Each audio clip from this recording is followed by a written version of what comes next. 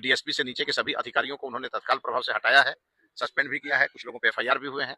न्याय हुआ है, उन्हें न्याय जरूर मिलेगा। मेहता जी कहाँ से पढ़े हैं और उनके नेता किस प्रकार की भाषा का इस्तेमाल करते रहे हैं, ये तो आलोक मेहता जी को बढ़िया से मालूम होगा।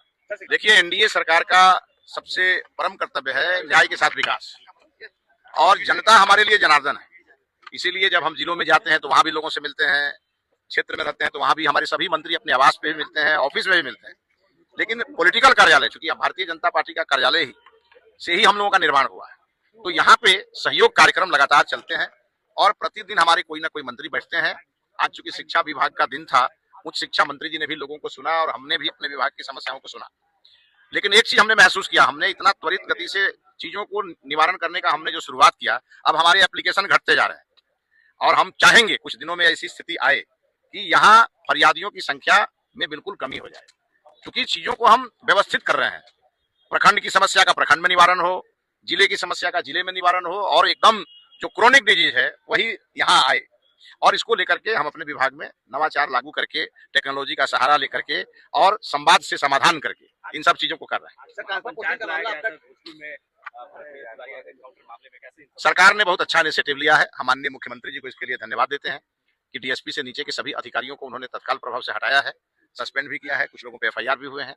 और अब चूंकि न्यायिक जांच की घोषणा हो चुकी है, तो जब हाई कोर्ट के एक अवकाश प्राप्त न्यायाधीश को जांच करनी है तो सबों को उसका इंतजार करना चाहिए और जांच प्रभावित न हो, इसके लिए कोई माहौल नहीं बनाना चाहिए। और मैं मानता हूं कि हमारे माननीय मुख्यमंत्री जी हर स्थिति में न्याय करने के पक्षधर हैं, तो न्यायिक जांच की रिपोर्ट आने तक सबको धैर्य रखना चाहिए। और निश्चित रूप से मुझे विश्वास है कि जिनके भी मन में यह विषय है कि अन्याय हुआ है, उन्हें न्याय जरूर मिलेगा।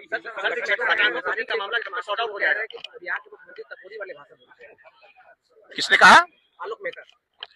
अब आलोक मेहता जी कहाँ से पढ़े हैं और उनके नेता किस प्रकार की भाषा का इस्तेमाल करते रहे हैं, ये तो आलोक मेहता जी को बढ़िया से मालूम होगा।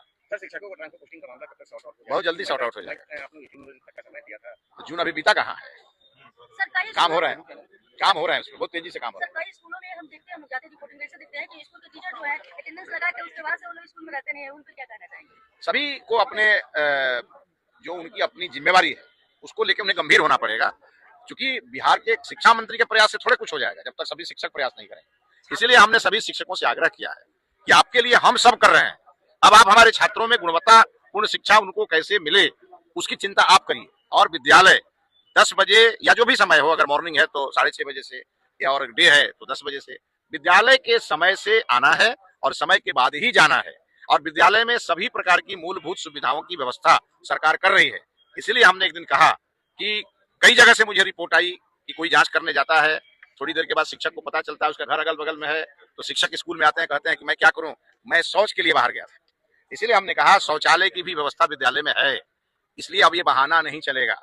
विद्यालयों में एकदम समय से शुरू से लेकर अंत तक रह करके और विद्यार्थियों को पढ़ाना पड़ेगा। मुझे ये लगता है कि अधिकांश शिक्षक अपनी जिम्मेवारी का पालन कर रहे हैं। कुछ जो हैं उनको ये लगता है कि हमें कोई नहीं दिख रहा है, तो उनको हम ये बताएंगे कि हमारी थर्ड आई उनके ऊपर भी लगी हुई है। और दूसरी बात कि हम सभी शिक्षकों से अपील करेंगे कि यहाँ पर कभी कोई क्वेश्चन उठेगा तो हमें बहुत तकलीफ होगी, क्योंकि आप गुरु हैं और बिहार के ज्ञान परंपरा को आगे बढ़ाने की जिम्मेवारी आपकी है और गुरु का दर्जा गोविंद से ऊपर है। इसलिए सभी शिक्षकों को अपने जिम्मेवारी का पालन करेंगे तो निश्चित रूप से बिहार आगे बढ़ेगा।